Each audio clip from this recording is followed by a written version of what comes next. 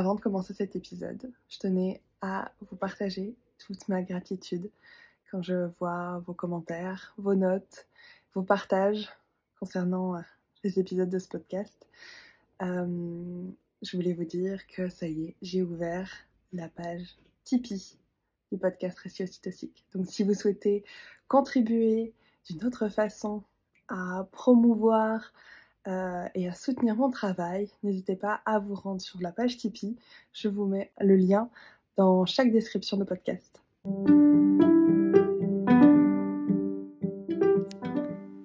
Bienvenue sur le podcast Récits aussi toxiques. Des histoires de naissance positives et empuissançantes. L'ocytocine, c'est l'hormone de l'amour. Ça signifie littéralement enfantement rapide. Je m'appelle Charlotte Ordou et j'ai l'honneur d'accompagner les familles en tant que doula. C'est durant ma dernière grossesse, où je cherchais à me nourrir de récits inspirants, que j'ai lancé les lives ocytociques sur Instagram. Vous retrouverez ici nos échanges.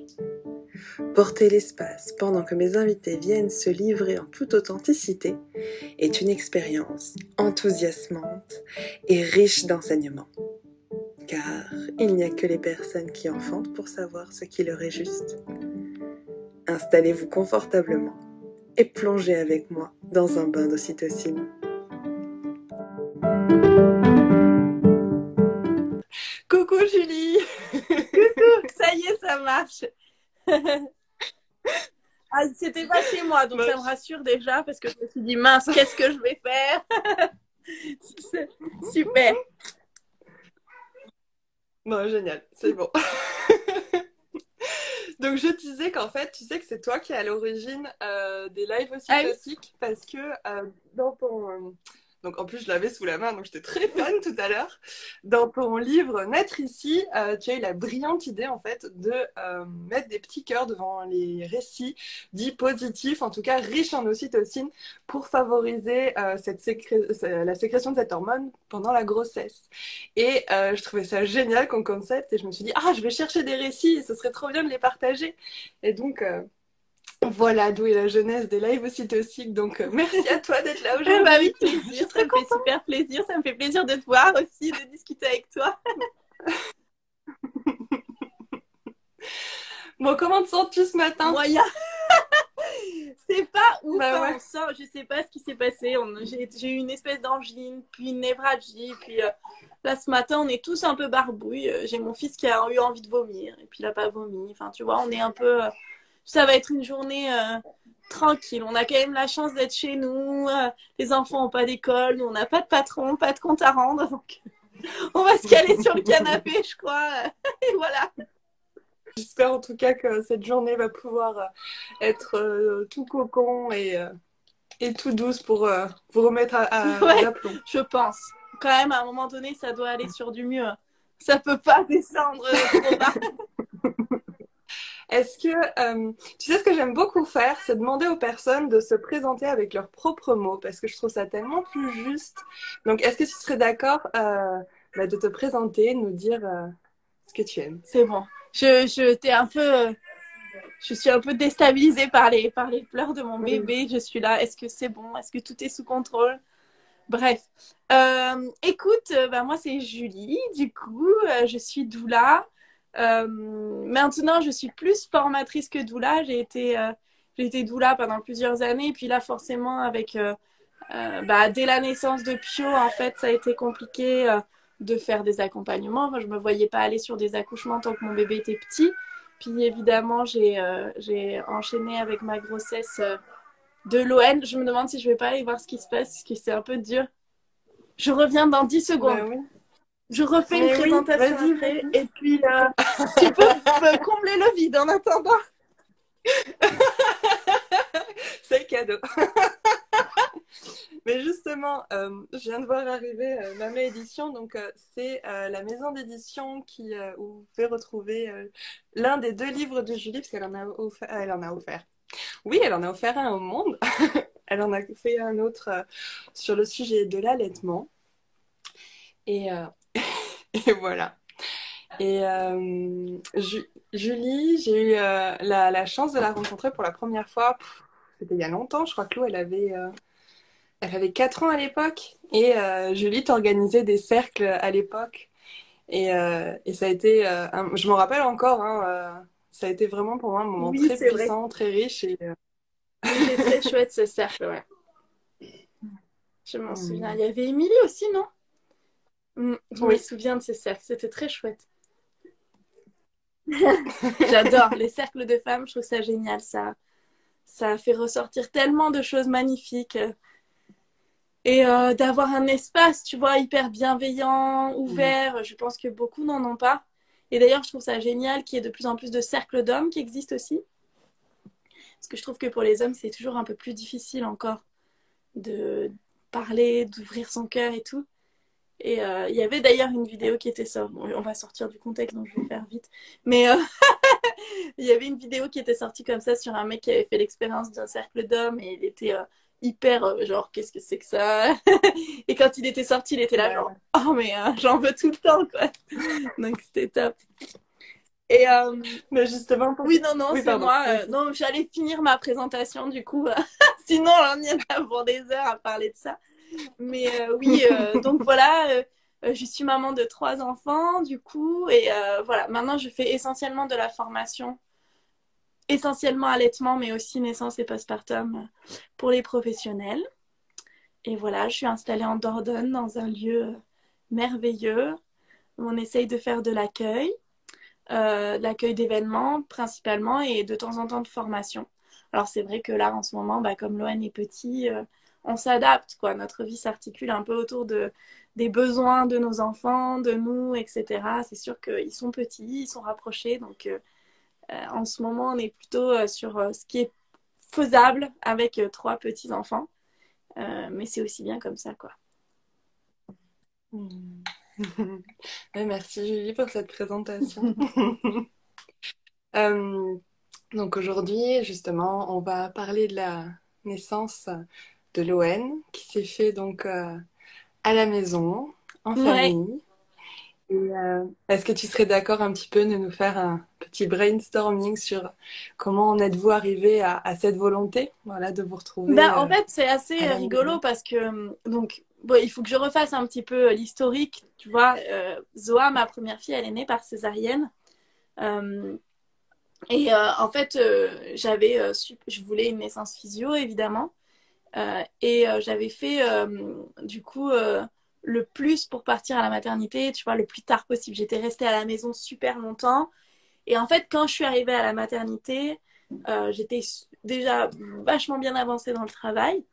Et quand je suis arrivée à la maternité, forcément, ça s'est engrainé dans l'autre sens, c'est-à-dire ça a ralenti de plus en plus, de plus en plus. Et plus j'ai appris sur mon cheminement, plus je me suis dit, non mais attends, si ça a ralenti autant, c'est probablement parce que tu n'étais pas dans les bonnes conditions. Et sûrement pas dans les bonnes conditions d'ocytocine, etc. Et c'est assez rigolo comme chemin que j'ai eu parce que du coup, pour la naissance de mon deuxième, Pio, je ne voulais surtout pas une naissance à l'hôpital. C'était, j'étais hyper réfractaire à ça. Et au final, pour Pio, du coup, j'avais ce projet d'accouchement à la maison. Et j'ai eu un travail de 24 heures à peu près. Et je suis finalement partie à la maternité. Et pour le coup, cette fois-ci, l'expérience de naissance que j'ai eue avec lui a été super différente.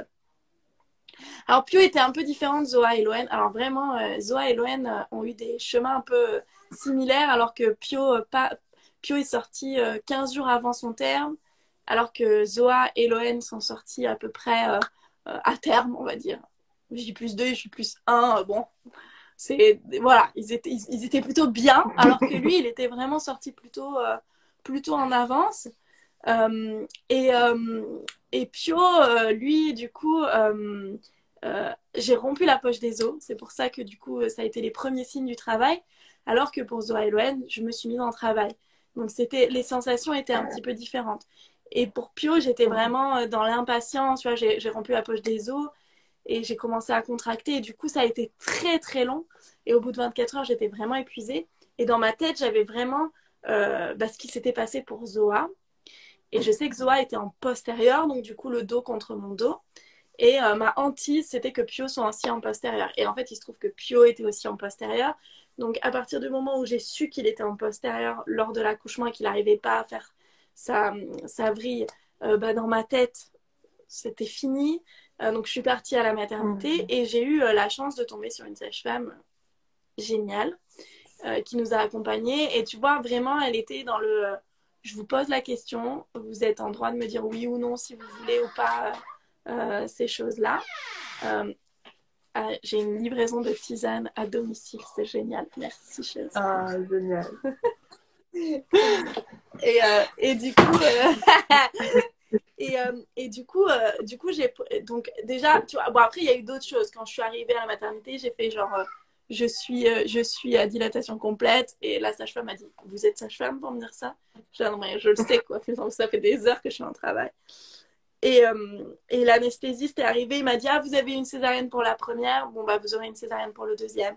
Tu vois, j'ai eu des gens un peu comme ça, mais malgré tout, en fait quand je suis arrivée à la maternité, j'étais vraiment dans une autre.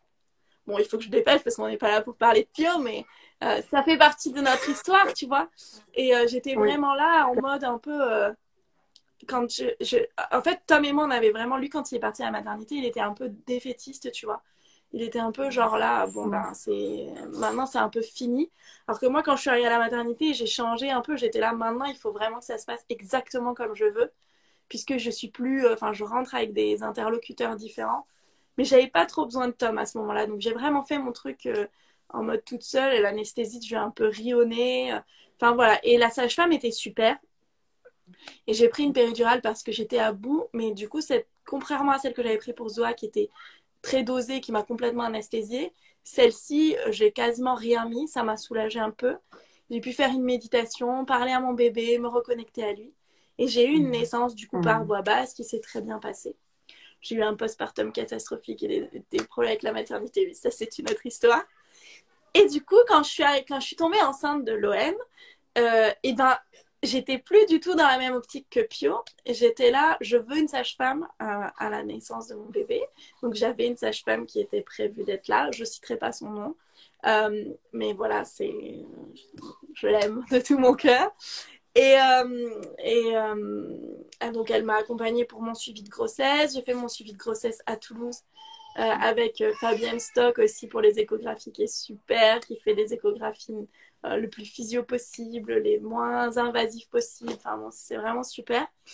Et cette fois-ci, tu vois, je me suis inscrite dans 2 maternités parce que pour Pio, j'étais même pas inscrite à la maternité tellement j'étais dans un truc réfractaire. Et je me suis inscrite dans 2 maternités, dont une, c'était la maternité dite d'urgence. Parce qu'évidemment, j'avais ce truc de Pio de me dire, bah, en fait, tu peux partir à la maternité, qui est à côté de chez moi, mais qui est, voilà, une maternité pas terrible.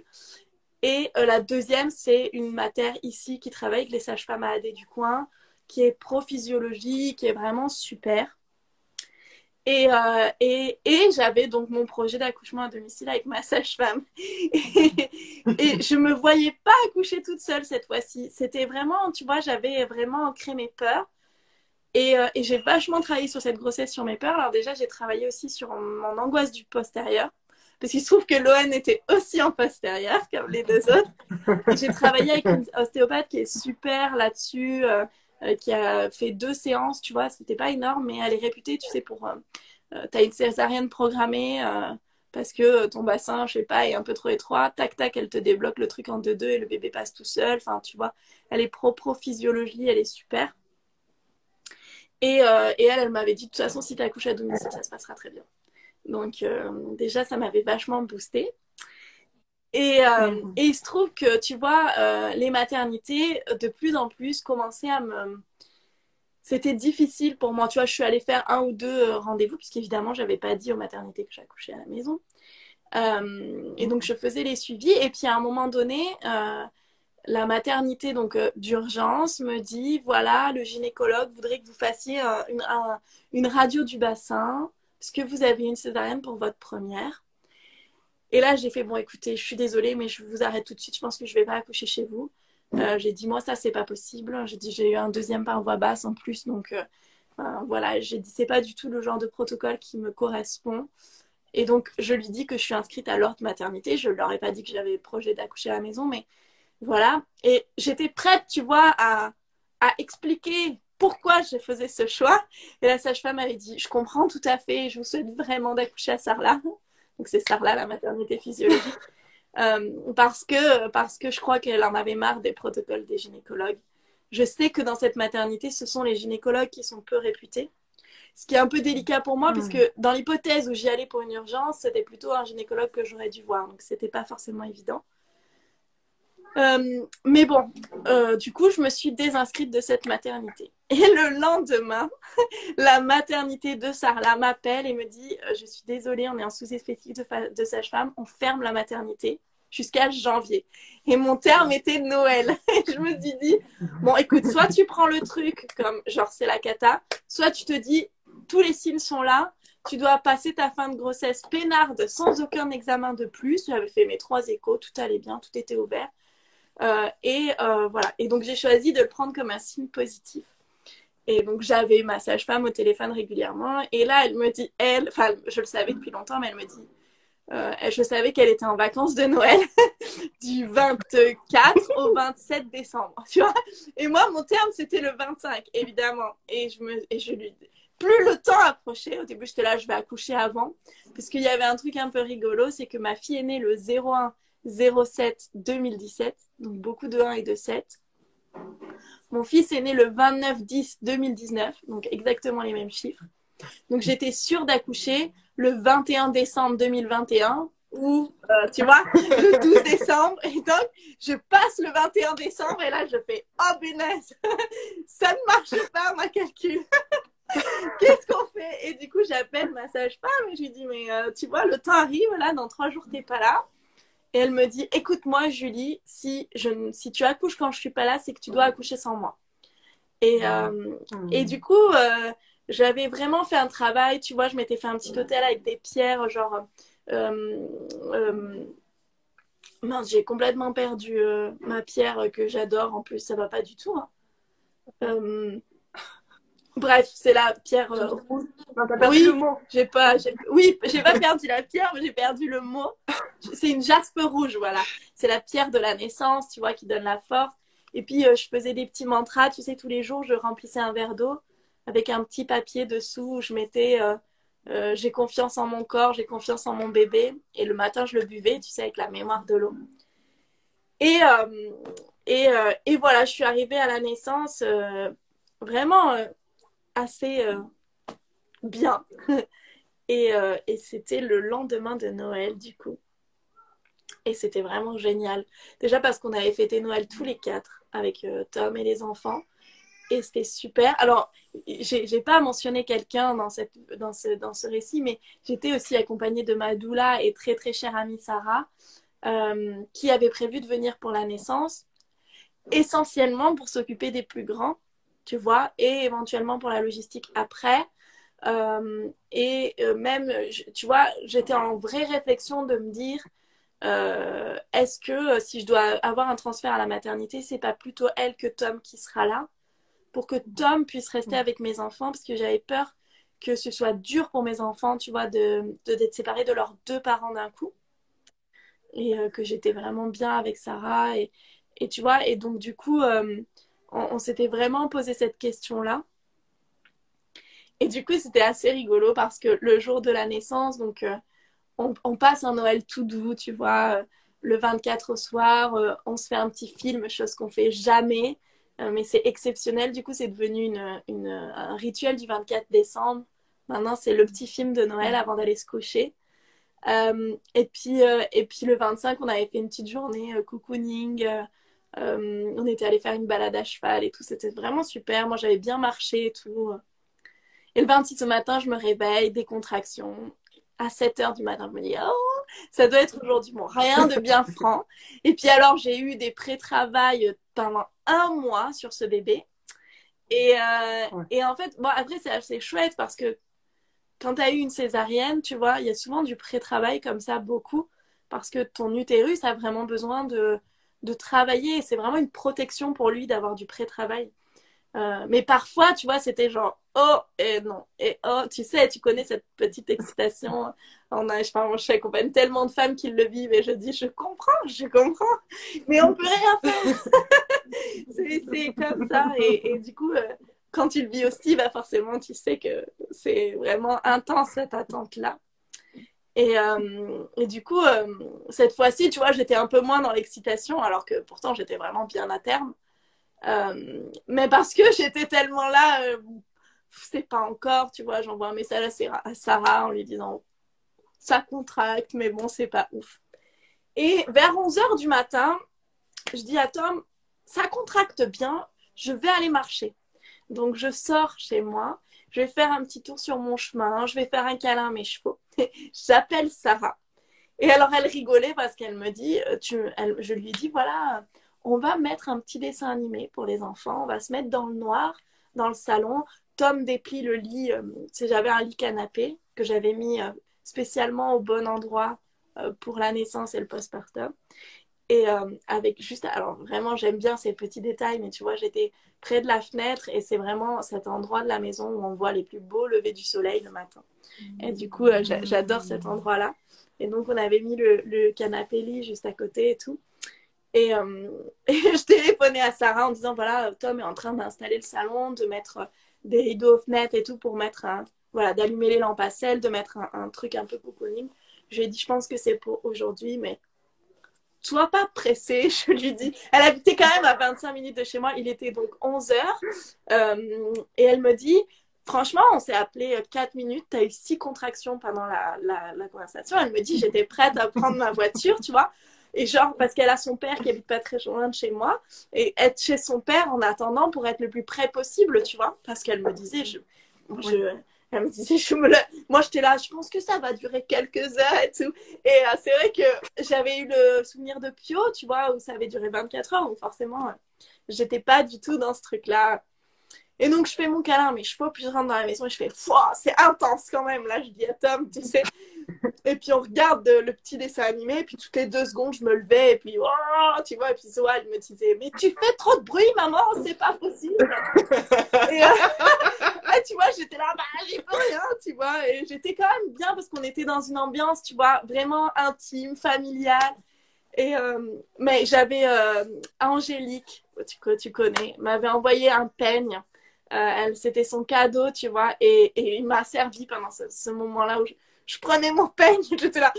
Oh, puis j'étais là, fou, c'est intense. Et j'ai eu un moment où ça a basculé, où j'ai eu ma grosse phase de désespérance, où je me suis dit, mais je ne pourrais pas tenir des heures comme ça, en fait. Parce que j'étais vraiment persuadée que j'allais avoir 6 heures, 7 heures de contraction comme ça. Et où j'ai dit à Tom, donc là, il devait être à peu près, je sais pas, 11h50, un truc comme ça. J'ai dit à Tom, bon, même peut-être plus que ça, il devait être midi, tu vois. Parce qu'elle est arrivée à 12h30, Sarah. Et bon, on s'en fiche un peu des horaires, tu vois. Mais en tout cas, voilà, ça avait un peu bastonné, tu vois. Et donc, du coup, je sais plus où j'en suis. Je dis à Tom, appelle Sarah, j'ai besoin d'une énergie positive, tu vois, parce que je sentais que là, ma phase de désespérance, elle prenait trop de place. Et je dis à Tom, et à un moment donné, donc Tom est obligé de mettre Zoa dans une chambre parce que je faisais vraiment beaucoup trop de bruit, que ça la gênait. Puis je pense que c'était une façon pour Zoa, tu vois, de se mettre dans sa bulle aussi. Voilà, c'était important qu'on écoute leurs besoins. S'ils avaient envie d'être là, ils étaient là. Mais s'ils avaient envie d'être ailleurs, ils étaient ailleurs. C'était OK pour moi, tu vois. Et donc, à un moment donné, je me lève, je vais dans les toilettes et j'étais debout dans les toilettes comme ça, les mains écartées. Et Tom me dit, tu poussais des cris de baleine. Et je lui dis, on part à la maternité. Et lui, il me dit, oui, ok. Il me disait, mais elle va jamais monter dans une voiture, quoi, c'est juste pas possible. Quand même, juste avant ça, je lui ai dit, faut que tu montes la piscine, juste avant de partir dans les toilettes. Et lui, adorable, qu'est-ce qu'il a fait? Il a monté la piscine. Parce qu'il s'est dit, si elle me voit pas le faire, parce que lui, il m'a dit, je vais monter la piscine, le temps que je la remplisse et tout, laisse tomber. C'est pas, pour lui, ça n'avait pas de sens. Mais il le faisait parce qu'il me disait, comme ça, elle me voit occupée, elle sait que je réponds à ce qu'elle dit. Et moi, j'étais vraiment dans mes toilettes, toute seule avec moi-même, en train de gutturaliser. Et Tom montait la piscine avec Pio, tu vois, ils s'affairaient tous les deux. Et je sors des toilettes et je dis, je me mets à 4 pattes sur mon canapé et Tom regarde et dit, oh punaise, Et je sais que Pio, là, avait besoin de son père, tu vois, donc il tenait Pio. Et je pense que Sarah s'en rappelle très bien. Il lui envoie un texto, il lui dit « Dépêche-toi, je vois la tête !» Et apparemment, Sarah était presque au bout de mon chemin, tu vois. Mais elle n'était pas là encore. Et alors là, du coup, ce moment de la poussée, j'ai vraiment adoré ça. Je crois que je le revivrai, tu vois, parce que j'avais des sensations vraiment extraordinaires. C'était vraiment extatique, presque jouissif, quoi. Et j'ai vraiment vu ce que ça pouvait être une naissance orgasmique, tu vois. Vraiment, j'ai adoré la poussée quand il est sorti. Et en fait, il est sorti coiffé. Donc, ça a beaucoup aidé. Alors, je sais que ça porte bonheur dans plein de cultures. Et, euh, et du coup, je pense que c'est ça aussi qui a rendu la naissance aussi douce. J'ai eu aucune déchirure, très très peu. Franchement, j'ai eu aucune douleur d'après, tu vois. Mon bassin, je le sentais pas meurtri, tu vois. J'ai vraiment pas eu de douleur. Puis lui, il est né, il avait la tête toute ronde, il était vraiment, tu vois, tout bien. Et ça, c'est vrai que ça a rendu la naissance douce pour lui comme pour moi. Parce que quand même, c'était un beau, beau bébé. Parce que, tu vois, Zoa à la naissance faisait 4,2 kg et 52 cm. Et lui, qu'on m'avait annoncé comme étant le plus petit des trois, tu vois, c'était finalement le plus gros et le plus grand. Parce qu'il faisait à peu près le poids de Zoa. Alors j'imagine parce qu'on l'a pesé KJ4. Hein, donc autant te dire que je ne savais pas exactement combien il avait pesé. Mais euh, il pesait, il était quand même à J4, il faisait 4,2 kg, quoi. Donc, bon, il avait bien repris son poids de naissance, à peu près, je pense, puisque lui, comme ses frères et sœurs, il était super bien. Et puis, il faisait bien 54 cm, tu vois, donc c'était vraiment un bon bébé, quoi. Donc, mais pour le coup, j'ai vraiment, tu vois, il est sorti et vraiment super bien, il n'a pas eu de douleur, moi non plus. Et puis pas de déchirure. Je dis ça parce que du coup, cette espèce de peur des gros bébés à chaque fois, tu vois, c'est pas parce qu'on a un gros bébé qu'on va souffrir, avoir mal, que, tu vois, le contexte de naissance joue aussi beaucoup. Donc, voilà, on le sait toi et moi, mais c'est dans les témoignages aussi, les gens s'identifient plus facilement, tu vois, que de le dire. Des fois, les gens disent oui, oui, c'est ça, mais en fait, sur le papier. Et donc là, oui, en fait, il était très gros et grand et il était vraiment super. Et la naissance était magnifique. Et alors, ce qui est marrant sur cette naissance, du coup, c'est que quand, quand je me suis tournée, il était dans sa poche des os. Donc, tout de suite, j'ai percé la poche des os. Il avait le cordon autour du cou, j'ai déroulé le cordon. Et puis, j'ai ce flash, mais je ne saurais pas te redire exactement. Il ne se passait rien dans ma tête. Hein. J'étais vraiment, tu vois, ouais, et puis vraiment dans ce côté primitif. Hein. J'étais pas du tout dans la réflexion, j'étais vraiment j'agissais. Il était comme ça, tu vois, et donc je pense qu'il avait de l'eau quand j'ai percé. Donc tout de suite, je l'ai pris et j'ai aspiré. Et là, il a fait. Il a fait son premier cri. Et tu vois, les gens me disent, mais comment tu peux savoir quand tu aspires ton bébé, mais en fait, tu sais pas, je veux dire, ça s'apprend pas d'aspirer son bébé, c'est juste instinctif. Je me suis pas posé la question, tu vois, je l'ai fait. Comme quand j'ai déroulé son cordon, Tom, il m'a dit, je t'ai vu te retourner, tu faisais des trucs, et il me disait, tu vois, c'était pas, j'étais vraiment un petit animal qui vient de mettre au monde son bébé animal, et j'étais vraiment que dans l'instinct. Et ça, c'est chouette, tu vois, vraiment. Et Sarah est arrivée. J'avais l'OM entre les jambes. Et d'ailleurs, j'ai cette belle photo qu'elle a prise où, tu vois, alors, je me rappelle même pas qu'elle avait un appareil photo, tu vois. Et voilà. Et après, bon, ça a été un petit peu plus difficile par la suite parce que ma délivrance du placenta, moi, elle a été hard. Enfin, les contractions, quoi, de la délivrance du placenta ont été assez hard. Tu vois, j'avais vraiment plus de force. C'est vrai que cette naissance, du coup, a duré 1 heure. Tu vois, allez, peut-être le gros travail, ça a été 1 heure jusqu'à ce qu'il naisse. Et du coup, c'est un petit marathon, quoi, tu vois. Donc, j'arrivais même pas. Elle me disait, tu veux essayer de te mettre à 4 pattes debout? J'étais là, oh. J'avais qu'une seule envie, c'était de m'allonger avec mon bébé, tu vois. Et donc, là, vraiment, comme si, tu vois, tout était aligné parfaitement. J'ai pas eu l'impression d'avoir besoin de Sarah avant et j'ai trouvé ça même génial qu'on soit juste nous, notre famille. J'étais vraiment dans la bonne condition. Par contre, elle est arrivée, j'avais donc le bébé entre mes jambes. Et là, au moment de la délivrance, j'ai eu besoin d'elle, tu vois. J'ai vraiment eu besoin de son soutien. Euh, voilà, c'était vraiment intense pour moi. Je m'accrochais à elle. Et voilà, donc après, une fois que j'ai eu la délivrance, et là, je me suis dit, punaise, ça porte bien son nom. C'est une vraie délivrance, quoi. J'étais là. Mais j'avais un placenta, bah, comme mon bébé, hein, gros bébé, gros placenta. Hein, donc, j'avais un sacré placenta. Donc, du coup, c'était. Voilà, les contractions étaient assez douloureuses. Et voilà. Et puis, alors là, pour le coup, on a eu en relais ma sage-femme au téléphone, en visio et tout. Comme ça, elle a tout examiné pour la délivrance. Elle était avec nous. Parce qu'en fait, pour Pio, l'hôpital m'avait dit que j'avais eu une hémorragie. Ce qui est probable. Du coup, ils m'ont fait quand même une transfusion. Est-ce que c'était nécessaire ou pas? C'est la question. Parce qu'en fait, pour l'ON, j'ai beaucoup saigné aussi. Et, euh, et voilà, je saigne beaucoup, en fait. Je suis quelqu'un qui saigne beaucoup pour ses accouchements, sans que ce soit vraiment une hémorragie. Mais tu sais, à l'hôpital, ils calculent, quoi. T'as 500 millilitres, c'est une hémorragie, alors que, en fait, je saignais beaucoup. Et puis voilà. Euh, Toi, en termes de ressenti, c'était Est-ce comment? que j'avais beaucoup saigné, tu Comment veux tu te dire? sentais? Non, pas forcément par rapport à ce qui... Parce que oui, de toute façon, tu dis que tu saignes beaucoup, donc ça veut dire que tu saignes beaucoup, mais en termes de ressenti Non, physique, alors j'ai vraiment comment eu une c'était pour anémie, toi? et comme à chaque fois, j'ai eu une bonne anémie. Après, tu sais, j'ai fait pas mal de naturopathie de travail, et c'est vrai que j'ai vu quand même que j'assimile pas bien le fer. Il faut que je travaille sur mon assimilation du fer.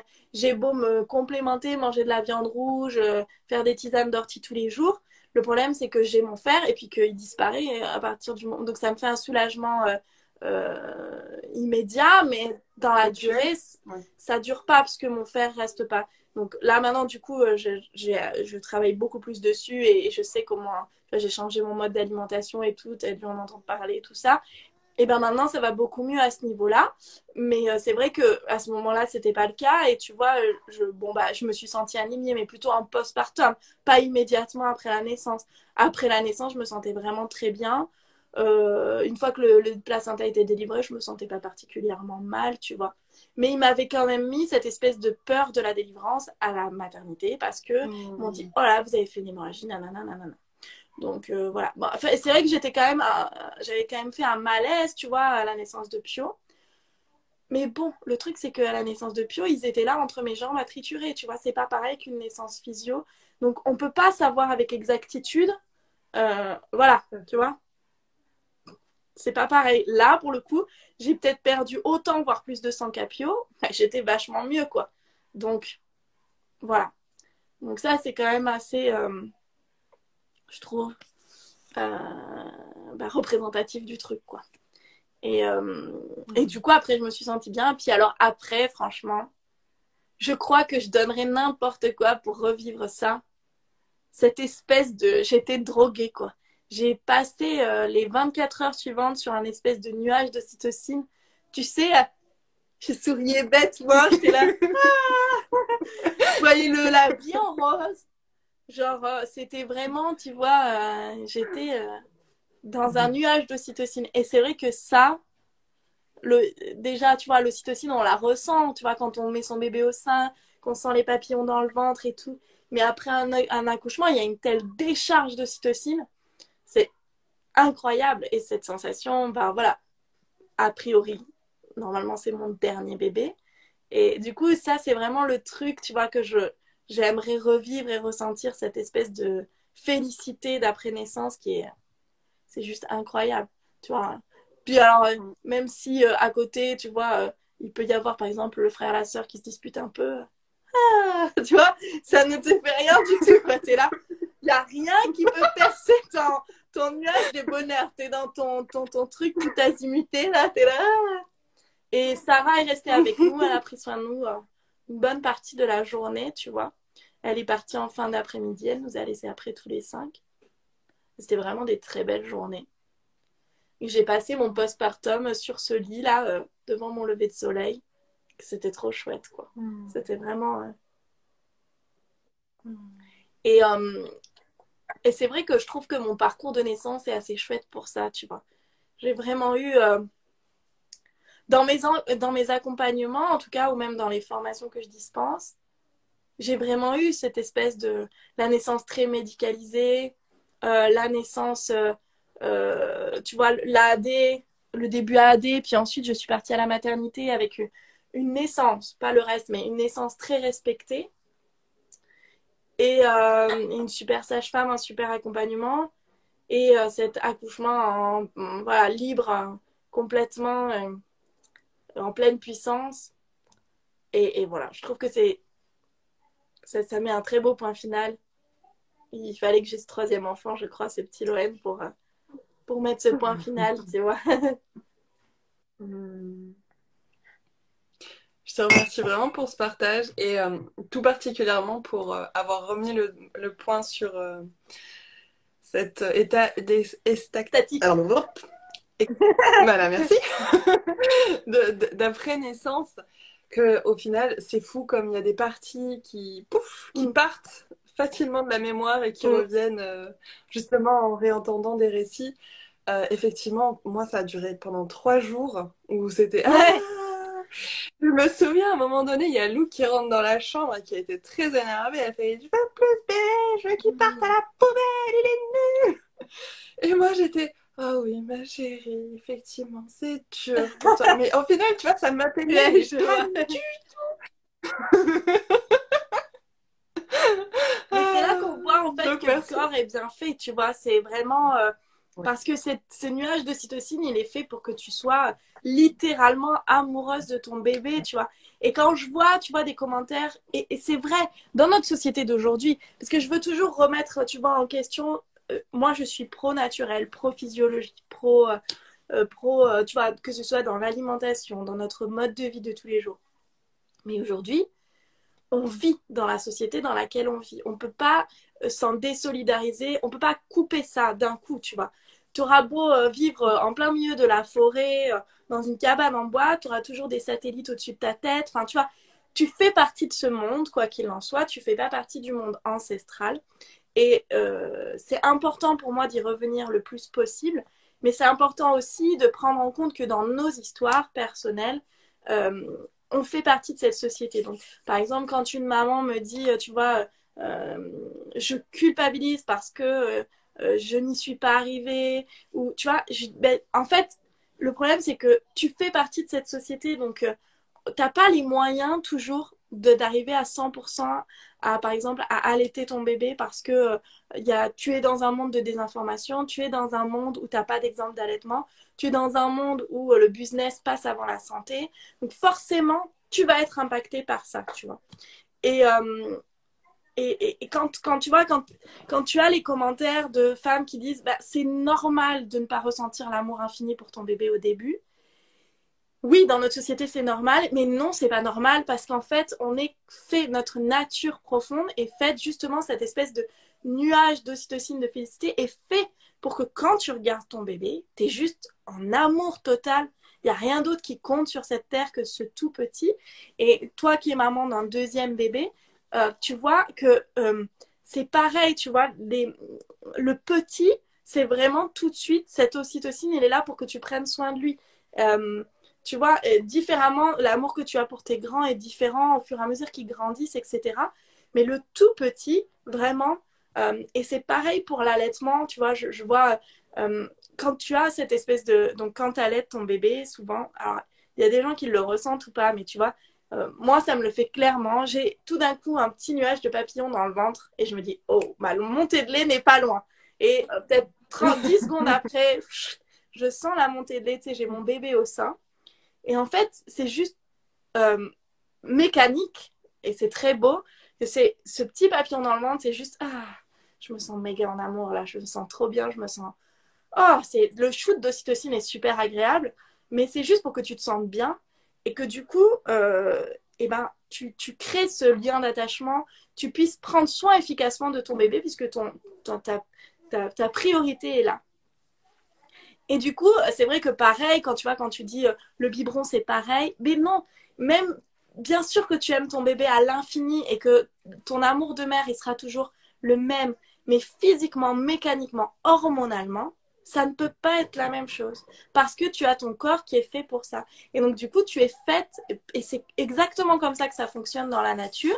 Pour ceux qui ont déjà eu des animaux domestiques qui ont mis bas, etc., ou qui voient des animaux sauvages, des fois, enfin, qui regardent des documentaires animaliers, le réflexe instinctif et primitif de la mère, c'est tout de suite de prendre soin de son bébé. Et après, c'est pas pour rien qu'on dit les mamans louves, etc.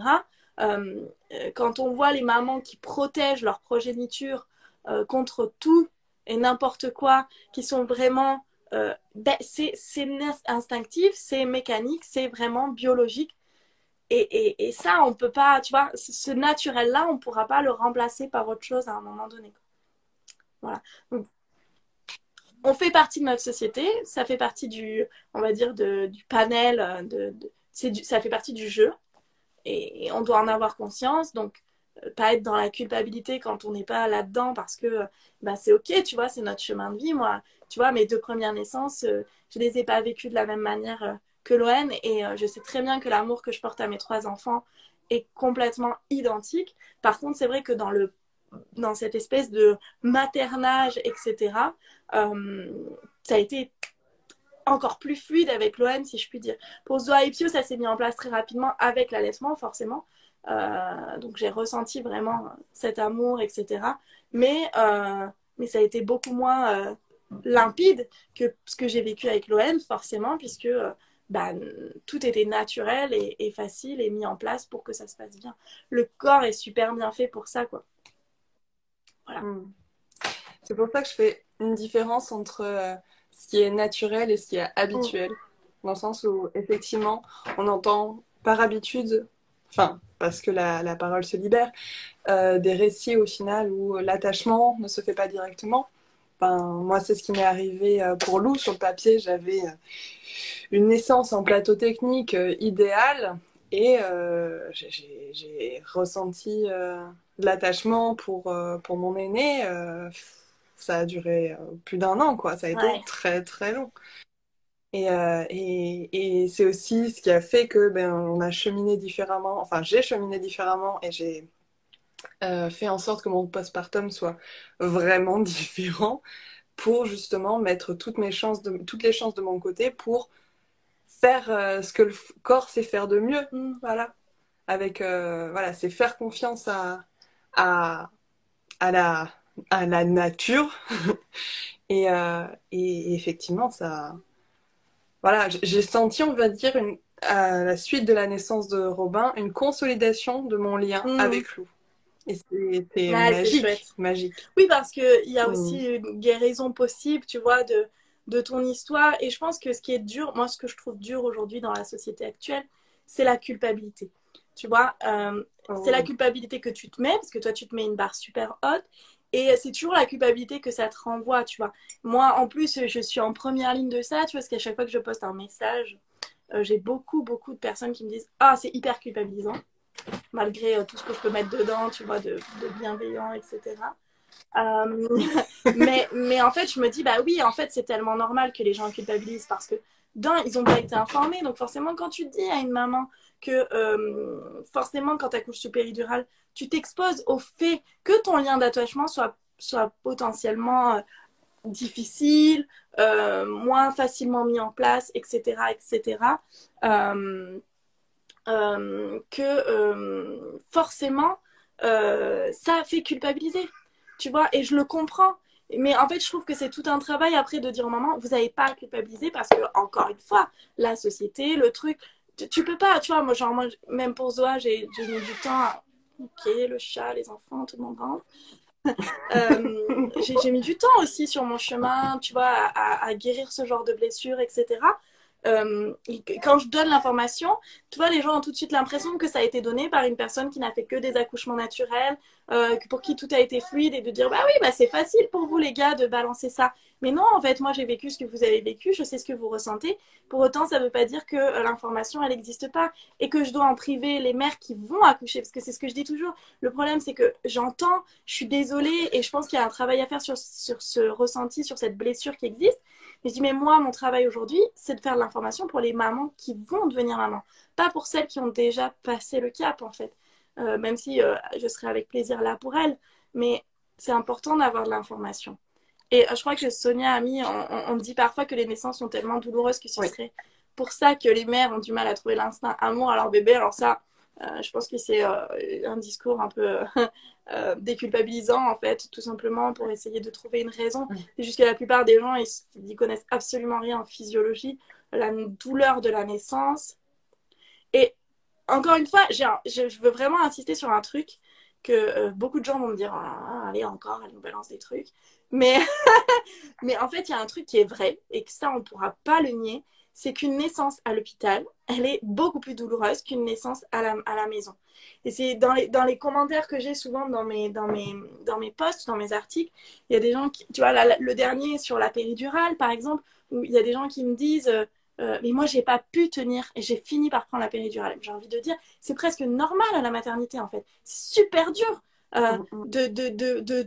Parce qu'il y a tellement d'interférences, il y a la lumière, il y a le stress, il y a les gens qui vont et viennent. Enfin, je veux dire, avoir une naissance physiologique à l'hôpital, c'est super compliqué. Déjà parce qu'il y a les protocoles, parce qu'il y a les gens, parce qu'il y a des choses qui se mettent en place. Donc, c'est normal, presque, tu vois. Donc, évidemment, quand tu arrives à la maternité, ta naissance est souvent plus douloureuse. C'est juste un fait. Mais c'est même dans le psychologique, en fait. Hein. C'est forcément moins bien vécu parce que tu n'es pas dans ton instinct, tu n'es pas dans ton néocortex, tu n'es pas dans ton truc primitif. Et tu peux pas l'être. À moins qu'on t'éteigne les lumières et qu'on te laisse seule dans une salle sans aucun va-et-vient.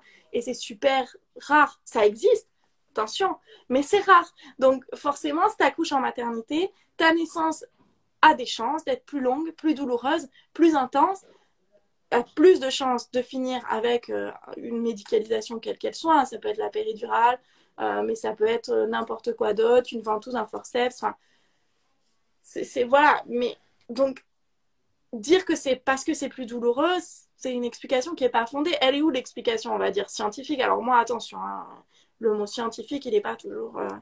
je suis d'accord que la science, c'est super, etc., etc., mais quand on nous sort des études, des fois, qui sont complètement biaisées parce qu'ils sont pris sur 100 femmes de exactement même catégorie, enfin, tu vois, c'est parfois biaisé. Je ne peux pas dire toujours que la science, les études, c'est la réponse à toutes nos questions. Il y a aussi juste t'apprends comment fonctionne un corps humain. Tu sais, moi, je suis beaucoup avec les chevaux, et en éthologie équine, on applique des préceptes après avoir juste observé un cheval en liberté, et on applique des choses dessus. Bah, pour une maman, c'est pareil. On observe les mères quand elles accouchent. Cette expérience te fait dire que oui, effectivement.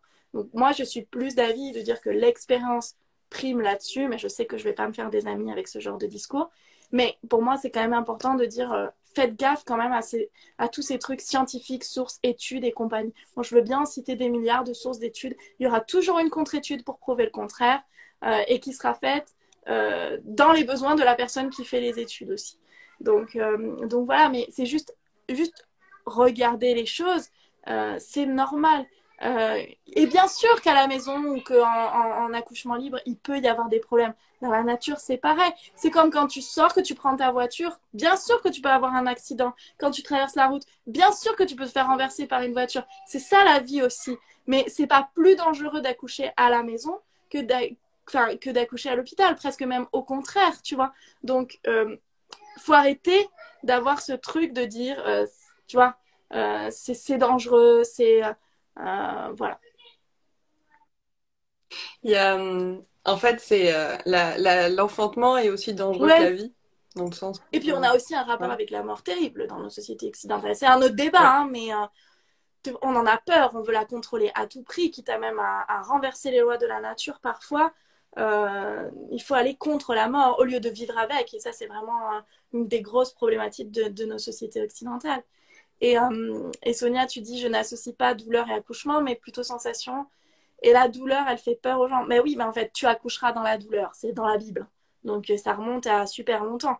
Et donc, il y a des espèces de croyances qui sont hyper ancrées et qui font que, tu sais, avant, les femmes, elles accouchaient à la maison, il n'y avait pas vraiment de soucis. Et puis, en fait, l'hôpital a fini par devenir public et les gens ont pu aller accoucher à l'hôpital. Et on avait l'impression que c'est un espèce de luxe offert à tout le monde. Du coup, les femmes sont mises à accoucher à la maternité, puis c'est là qu'on a mis en place des protocoles, et exponentiellement, on a fini par trouver que c'était la norme d'accoucher en clinique, mais ça allait pas. Nous, en France, on est quand même vraiment, vraiment en retard sur plein de choses.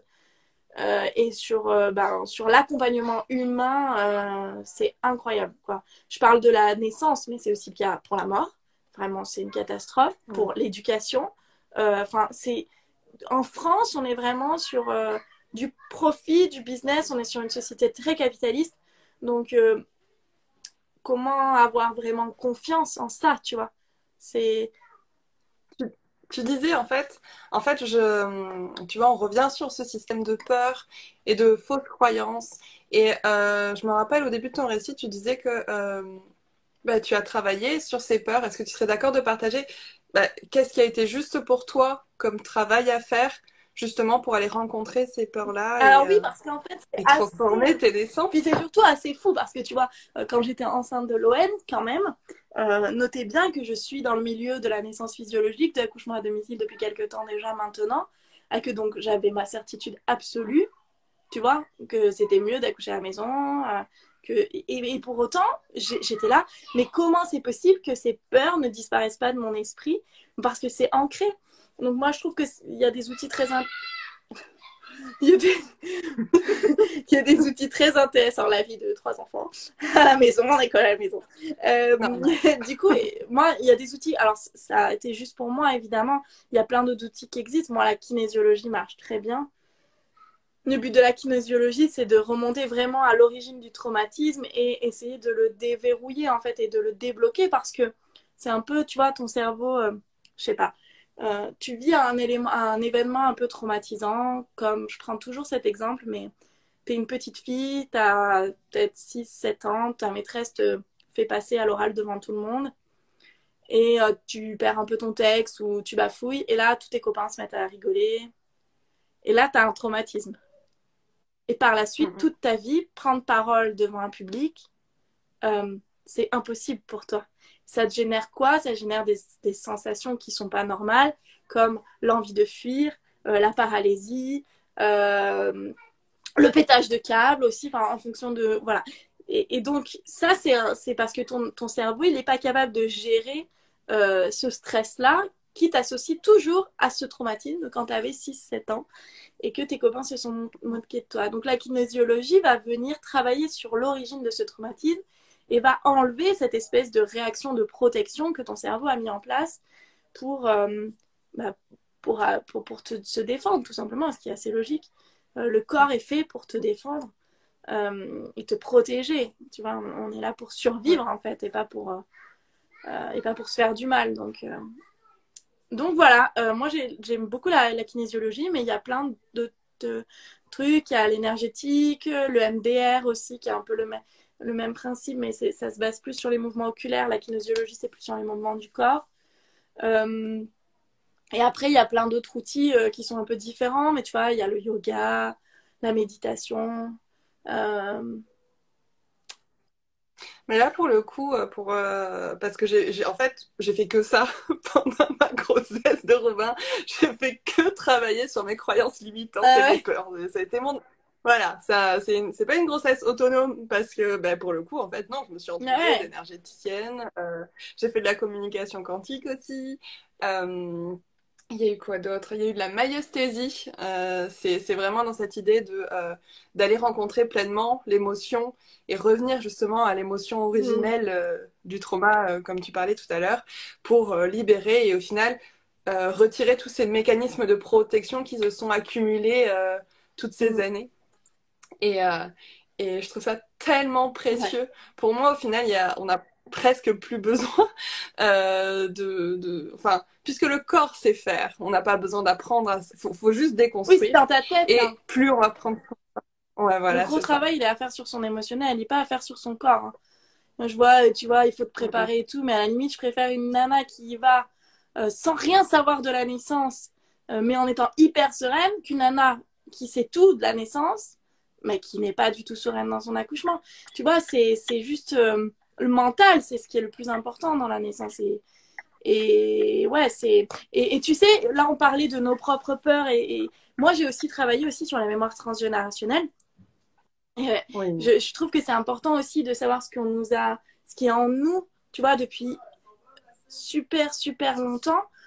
Par exemple, tu vois, moi, je sais que ma grand-mère, son accouchement a duré 5 jours, quelque chose comme ça.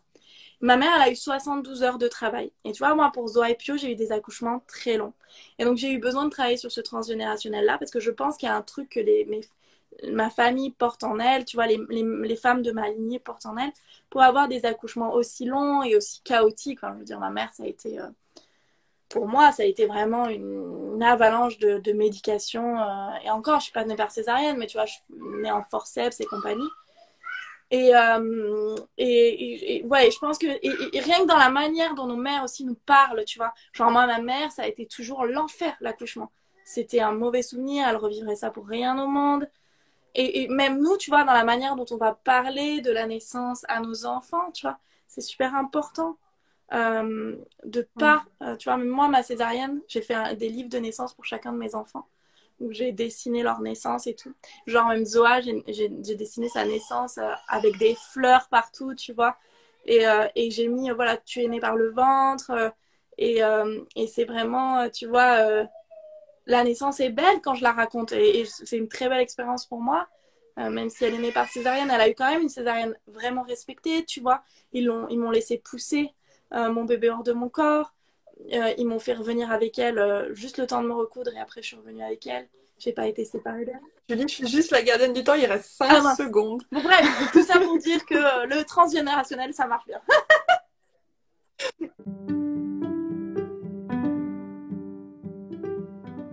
Alors, comment vous sentez-vous après cet épisode ? J'ai très envie de connaître vos ressentis, donc n'hésitez pas à les écrire en commentaire. Vous pouvez également laisser une note. Cela contribue à donner plus de visibilité à ces aventures en puissançantes.